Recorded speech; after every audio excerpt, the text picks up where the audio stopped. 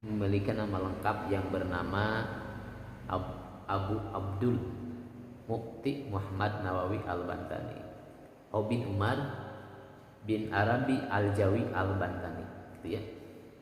Ia dilahirkan di Tangerang, Serang, Banten pada tahun 1230 Hijriah atau bertepatan dengan 1813 Masehi.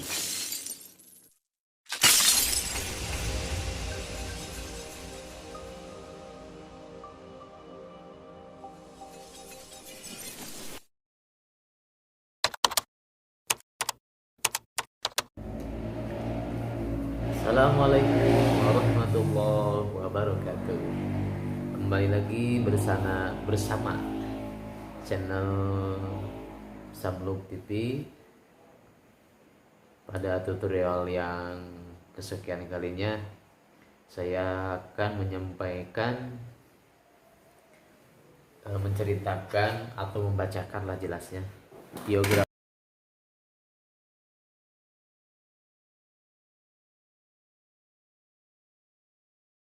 Seperti biasa, kita doakan kepada para pemirsa, mudah-mudahan hari ini sahabat-sahabat YouTuber dimanapun seperti saya pemula diberikan kelancaran dalam kreator membuat konten-konten yang utamanya lebih mengarah kepada pendidikan.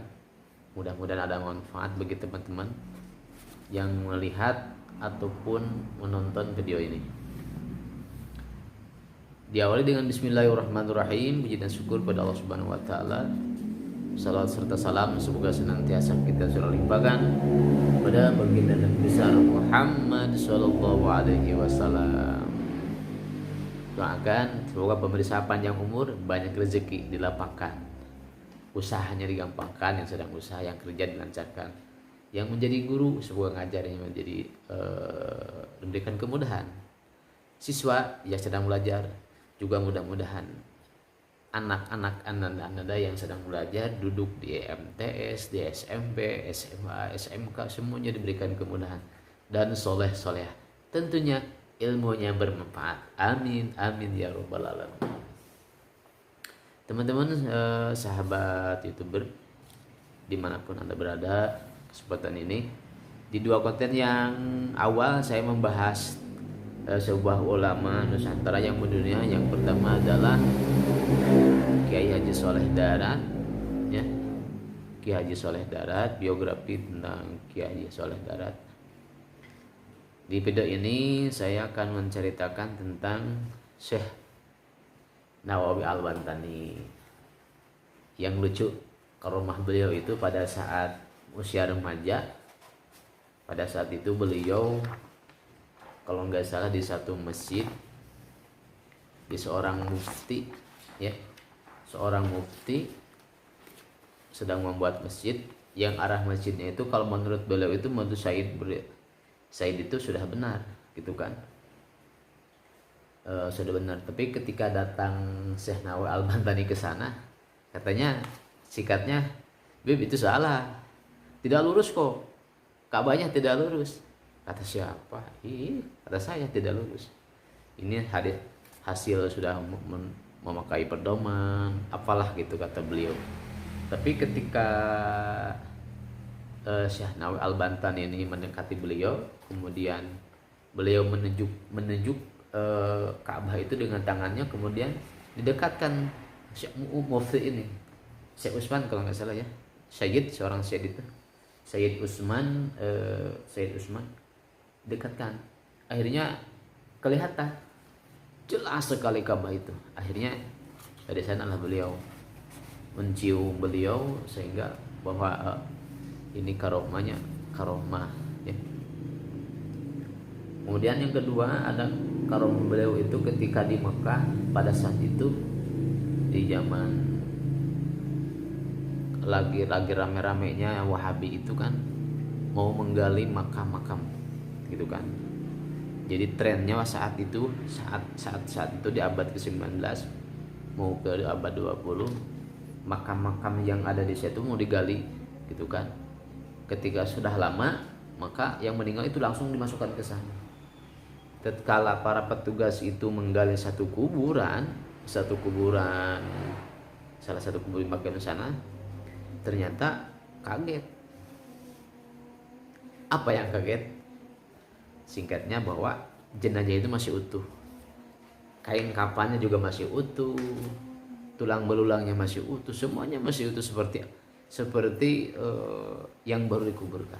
Akhirnya para petugas itu berunjuk kepada pemerintah setempat bahwa ada satu makam yang ketika digali itu kain kafan dan semuanya masih utuh.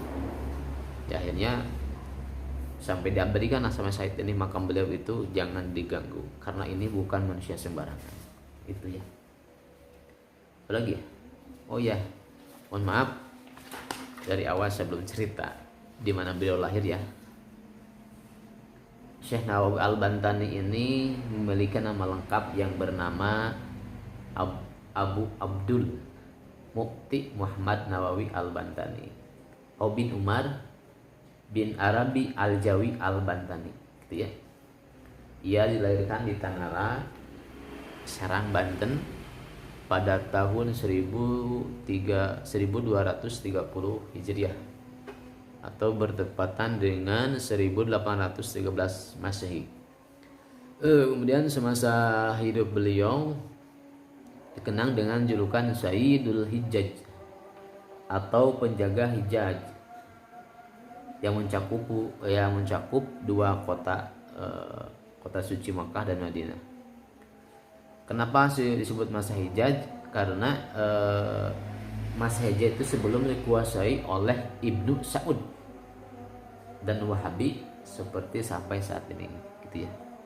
Kemudian Syekh Nawawi Al-Bantani ini adalah satu dari 3 ulama Indonesia yang mengajar di Masjidil Haram atau di Mekah Al-Mukarramah pada abad ke-19 dan pada abad awal ke abad 20, gitu ya.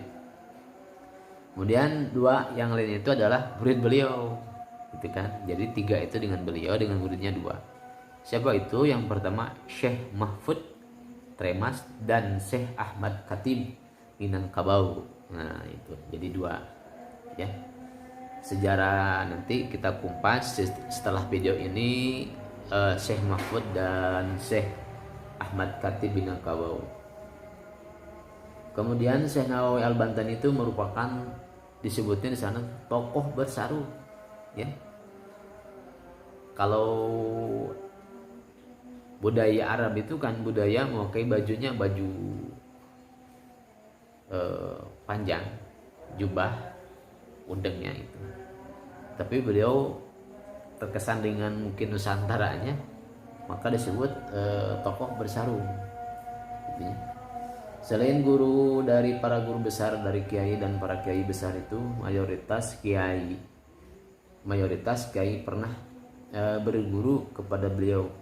Syekh Nawawi Al-Bantani ini juga menulis kitab yang produktif. Kitabnya sangat banyak dan sangat populer. Mungkin sering dikaji-kaji di pondok pesantren, di perkuliahan yang bermadhab Syafi'iyah dan Al-Maturidiyah ya. Banyak sekali mungkin. Banyak. Kemudian Syekh Nawawi memang sosok yang sangat alim sekali pada zamannya. Saking alimnya beliau pernah dideportasi.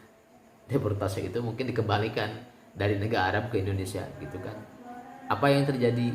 Karena saat itu para guru, para syekh yang ada di Arab itu cemburu, gitu, kecemburuan lah. Mungkin yang namanya sifat manusia tetap ada kecemburuan sosial kan. Kenapa cemburu? Karena beliau selain cerdas, ilmunya tinggi, juga berprestasi. Ada akademiknya cemerlang. Pengajar Masjidil Haram, bayangkan. Kemudian beliau deportasi pulang ke Indonesia, ke tanah Jawa, yaitu yang mungkin balik ke Banten lagi. Pada saat itu penguasa Haramain itu kala itu Syekh Aun Ar-Rafiq. Kenapa sebabnya? Karena banyak pelajar yang mendesak atau protes Kalau zaman sekarang itu dong demo ya, demo agar Syekh Nawawi itu kembali untuk mengajar lagi di Masjidil Haram.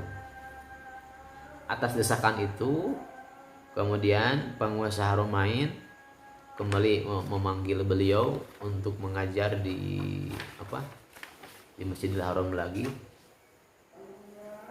Kemudian saat itu para ulama setempat di sana itu boleh saja Syekh Nawawi Syekh Nawawi Al-Bantani ini mengajar di Haramain, tapi dengan syarat harus bisa menjawab satu pertanyaan. Apakah itu pertanyaannya seputar makna gramatikal dan laksikal dari kata la siyama. Ulama setempat membuat pertanyaan itu dalam satu halaman, tapi apa yang dijawab oleh beliau? Jawaban jadi 5 halaman, gitu kan? Menjadi 5 halaman. Tentang apa itu 15 halaman ini? Hanya untuk menjabarkan tentang asal usul dan kedudukan i'rab dan makna kata la siyama, gitu kan? Surat bahasan Syekh Nawawi itu kemudian diuji banyak ulama di Haramain. Apa hasilnya? Hasilnya adalah mereka mengakui bahwa kedisiplinan ilmu yang diperoleh oleh Syekh Nawawi Al-Bantani dan karya-karyanya memang sejajar dengan ulama Timur Tengah, gitu kan. Kemudian Syekh Nawawi pun ya kembali diangkat sebagai pengajar di Masjidil Haram dalam kuliah mazhab Syafi'i. Kemudian semenjak peristiwa itulah popularitas Syekh Nawawi sebagai ulama besar dan penulis kitab diakui oleh bangsa Arab atau di dunia. Kemudian itu sahabat-sahabat sekalian, pemirsa channel YouTube Samluk TV, jangan lupa untuk mendukung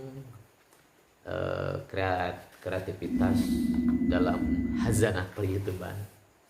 Kalau manfaat video ini, silahkan klik subscribe, kemudian like, share, jangan lupa komentar di kolom komentar sebanyak-banyak. Mudah-mudahan dengan komentar teman-teman semakin banyak karya yang kita dapat buahkan, kita uploadkan di YouTube ini.